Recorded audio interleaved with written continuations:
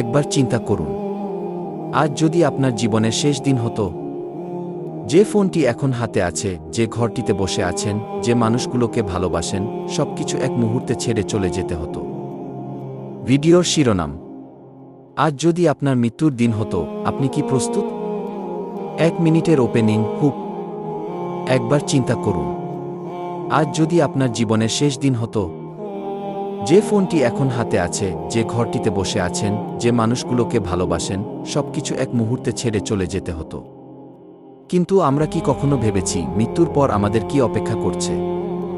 আজকের ভিডিওতে আমরা জানব এমন কিছু সত্য যা আমাদের জীবন বদলে দিতে পারে। মূল আলোচনা 10-15 মিনিটে বাড়িয়ে বলবেন। অংশ 1: মৃত্যু অবশ্যম্ভাবী। পৃথিবীতে এমন কোনো মানুষ নেই যে মৃত্যুকে এড়াতে পেরেছে। রাজা, বাদশাহ, ধনী, গরিব, সবাইকে একদিন চলে যেতে হবে। অংশ 2: কবরই প্রথম। মৃত্যুর পর মানুষের প্রথম অবস্থান হল কবর। সেখানে সম্পদ, বন্ধু বা ক্ষমতা কোনো কাজে আসে না, সঙ্গে যায় শুধু আমল। অংশ 3: আমরা কি নিয়ে ব্যস্ত?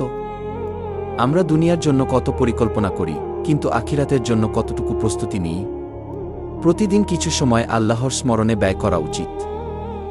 অংশ 4: পরিবর্তনের সুযোগ এখনই। যতদিন জীবন আছে ততদিন তওবার দরজা খোলা।